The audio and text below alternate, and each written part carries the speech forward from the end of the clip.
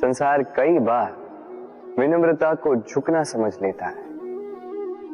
आपने कई बार लोगों को ये कहते हुए सुना होगा कि मैं कभी किसी के समक्ष नहीं झुकता, कभी नहीं झुकता, मैं टूट जाऊंगा किंतु कभी झुकूंगा नहीं। अब देखिए, ये सारी बातें जो है मन में अहंकार भर देती है। अहंकार आपको स्वयं आपके पतन की ओर ले जाता है। समझ जाइए एक महत्वपूर्ण बात, किसी के समक्ष झुकने का अर्थ ये नहीं कि सामने वाला व्यक्ति आपसे अधिक प्रभावशाली बन गया है। इसका अर्थ ये भी नहीं कि आप हार चुके हो या हार मान रहे। समझ जाइए, अधिकतर झुककर वही मिलता है जो आपसे ऊंचे कद पर होता है, उसे उसी प्रकार मिलना पड़ता है।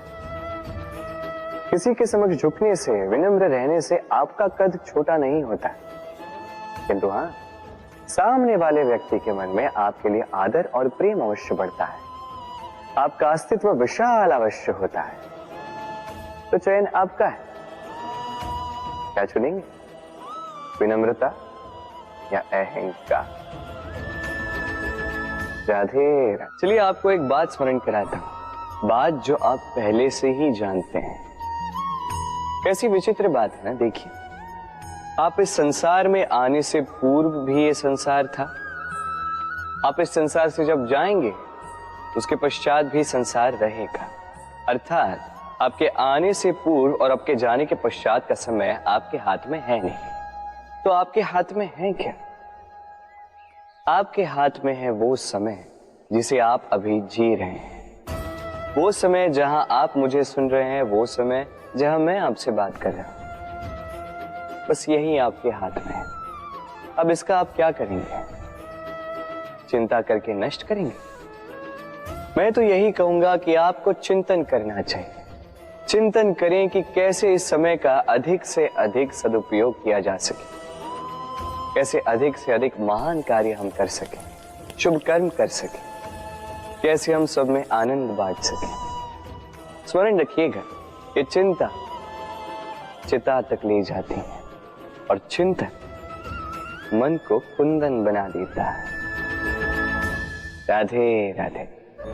इस कोमल घास को देख रहे हैं, इतनी कोमल कि कोई बालक पे आके इस पर बैठ जाए तो ये दब जाती।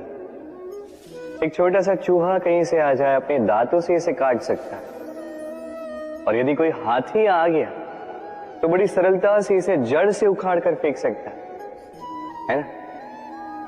अब देखिए,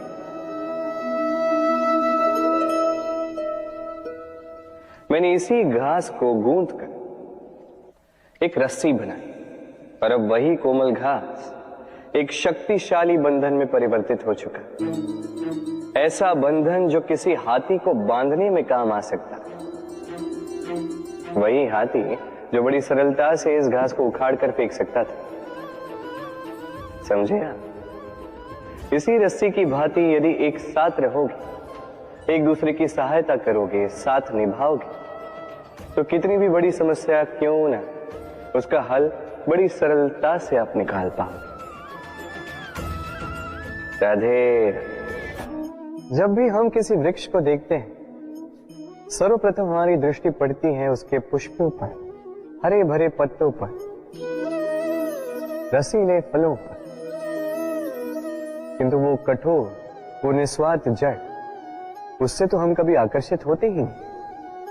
अब क्या इसका अर्थ ये है कि जिसने बलिदान दिया, जो उस वृक्ष की नींव है, जिसने उस वृक्ष को बढ़ाया, उसका कोई मोल ही नहीं। स्मरण रखिएगा, जब भी हम किसी वृक्ष को जल देते हैं, उसके पत्तों, पुष्पों या फलों को नहीं, उसकी जड़ को देते हैं। जब भी हम किसी वृक्ष की पूजा करते हैं, यही पुष्प, यही तिलक हम उसकी जड़ को अर्पित करते हैं। अर्थात कहीं न कहीं अनजाने में ये प्रकृति आपको वो मान दे ही देती है जिसके आप पात्र हैं। और इसीलिए तो मैं कहता, तो कर्म किए जा, तू फल की चिंता ना कर, तुझे वो मान अवश्य मिलेगा जिसका तू पात्र है, बस विश्वास कर। राधे राधे। देखिए ये प्रेम वो रंग है जो जीवन में रस भर देता है। ये प्रेम वो सोच जो पल भर में मुख पे मुस्कान ला देती है। प्रेम वो पुष्प है जो मन की बगिया को खिला देती है। प्रेम वो सोच जो एक ही क्षण में संसार में आपको सबसे अधिक संपन्न अनुभव करवाती है। ये प्रेम वो जो तपते मरुस्थल में आपको जीवित रखे। ये प्रेम वो जो आपकी आत्मा को तृप्त कर दे। ये प्रेम वो जो आपके मुख पर मुस्कान ला दे, जैसे अभी इस समय राधा मेरे मुख पर लिए।